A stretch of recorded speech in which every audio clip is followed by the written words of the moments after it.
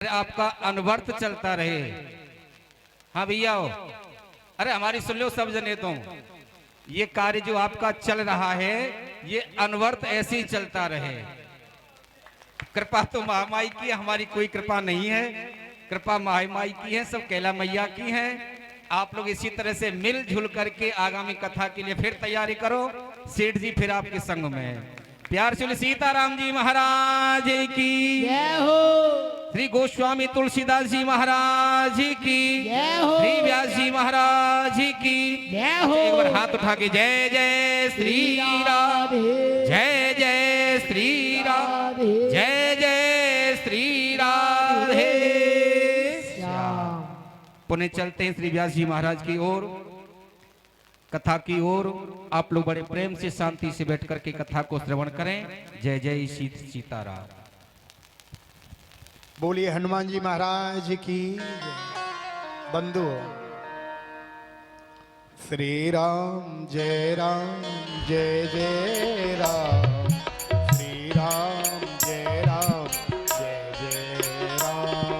श्री राम जय राम, जय राम, श्री राम जय जय राम, जय राम जय जय राम, श्री राम जय जय राम, श्री राम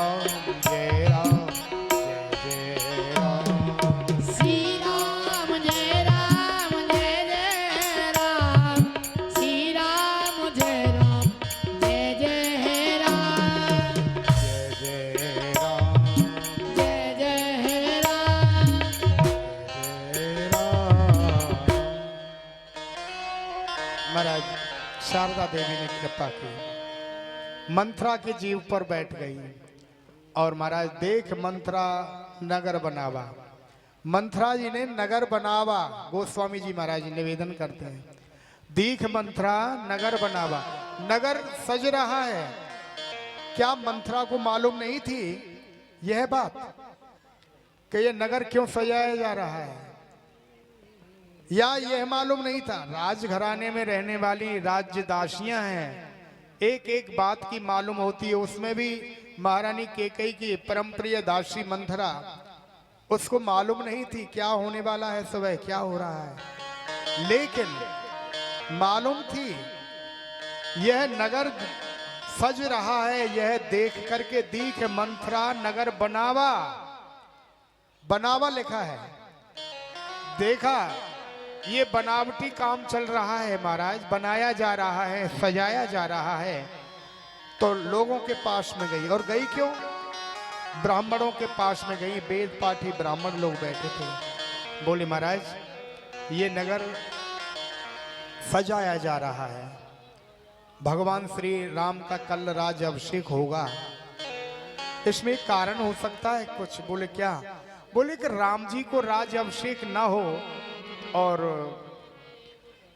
भरतलाल को राज अभिषेक हो जाए, ऐसा हो सकता है क्या? क्योंकि राम और भरत में फर्क क्या है? कुछ नहीं। राम भरत ही की अनुहारी, भरत राम ही की अनुहारी। जो राम है वही भरत है, और जो भरत है वही राम है। मेरे सज्जनों, भरत जी का चरित्र आप लोग जानते हो।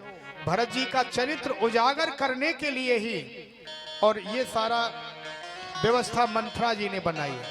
मंथरा भी यही जानती थी कि भरत राज अभिषेक पर, राज गद्दी पर नहीं बैठेंगे। लेकिन आखिर भरत माने भा माने भक्ति, राम माने रति और ता माने त्याग। ये तीनों जो इनमें शक्ति हैं, भक्ति रति और त्याग, तीनों शक्ति हैं। आखिर इनको उजागर कैसे किया जाए? तो महाराज दीख मंथरा नगर बनावा, मंजुल मंगल बाज बधावा। मंथरा जी ने देखा नगर सजाया जा रहा है। पूछे श्लोगन काह उछाओ, राम तिलक सुन भा और दाहू। लोगों से पूछा क्या उत्सव है। जैसे ही सुना कि राम जी का तिलक होने वाला है, राज अभिषेक होने वाला है, मन में कष्ट हो गया महाराज। और कहाँ गई भरत मात पे गई विलखान। महारानी केकई के पास जाती और महारानी केकई ने देखा मंथरा हमेशा हंसती रहती थी और तेरा चेहरा हमेशा फूल के समान खिला हुआ रहता था, परंतु आज तुम उदास होकर के और इस तरह से कैसे आई हो, कारण क्या है? महाराज, क्या लक्ष्मण जी ने तुमको शिक्षा दी है कोई? लक्ष्मण जी हमेशा मजाक किया करते थे, ऊधम करते थे। तो बोले क्या लक्ष्मण जी ने शिक्षा दे दी है? कुछ डांट दिया है या कुछ कह दिया है? बोले कत सिख दे हमें को माई और गाल करव हम केवल पाई। अरे हम गाल क्यों फुलाएंगी, हमको क्या अधिकार है, हमको शिक्षा कौन दे सकता है? क्यों? बस यहीं से उसकी नीति चली हुई।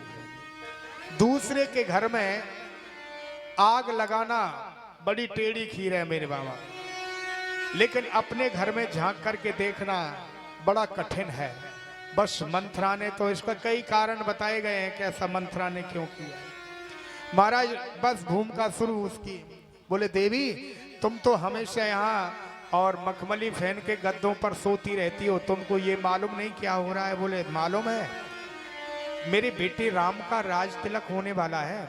बोले बेटे का राज तिलक हो रहा है, लेकिन तुम्हारी क्या गति होगी? बोले क्यों? बोले कि आज अगर कल सुबह राम को राज अभिषेक हो जाएगा तो तुमको राजा भरतलाल जिसको राजा बनना चाहिए था वो तो बन जाएंगे दास, और तुम बन जाओगी महारानी कौशल्या की दासी और भरत राम जी के दास बन जाएंगे। ये कारण क्या था जरा सुन ले। आप लोग जानते हो एक बार महाराज दशरथ और शिकार खेलने देवासुर संग्राम में महाराज दशरथ जी इंद्र की सहायता के लिए गए थे। इंद्र की सहायता जैसे ही जाते थे रथ लेकर के युद्ध करते थे सहायता में, तो एक दिन केकई महारानी भी गई और केकई महारानी साथ में गई थी। दशरथ महाराज जैसे ही युद्ध लड़ रहे थे तो सब लोग जानते हैं, ये कथा तो प्रचलित है, और रथ के पहिए की कील निकल गई थी और वह रथ का पहिया ध्वस्त होने वाला था। तो केकई महारानी ने अपनी एक कनिष्ठ उंगली उस कील की जगह पर लगा दी, जिससे वह पहिया चलता रहा, चक्का चलता रहा। इसका कारण क्या था? अब हम आप लोग विचार करें कि वो उंगली हाथ था उनका या वज्र था? वज्र था या हाथ था जो उंगली उन्होंने लगाई और उससे रथ चलता रहा। सज्जनों, केकई महारानी कैकई देश में अपने पिता के द्वारे पर थी, छोटी सी उम्र थी उनकी। केकई महारानी की बहुत छोटी उम्र थी, बालिका थी। तो उस समय बालिका होने के कारण वहां पर महाराज ऋषि गए। सबसे क्रोधी ऋषि कौन थे जी? जी ना ना ना, जो सबसे ज्यादा श्राप देते थे। हाँ हाँ, महाराज एक ऋषि गए और ऋषि पहुंच गए और जाकर के ऋषि विश्राम कर रहे हैं, संत लोग रह रहे हैं। रहते रहते तो केकई जी ने क्या किया? केकई जी ने महाराज दुर्वासा ऋषि, ठीक ना, तो दुर्वासा ऋषि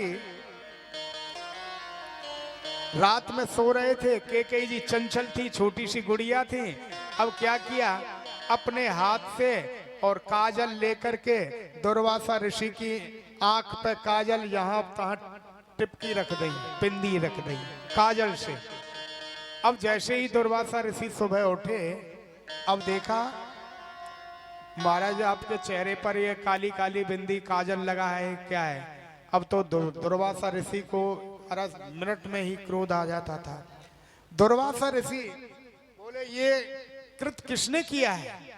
मेरे चेहरे पर किसने काजल लगाया है, कालिक लगाई है? मैं श्राप देता हूं, जिसने जिस हाथ से काजल लगाया है उसका वो हाथ पत्थर का वज्र का हो जाए। अब तो महाराज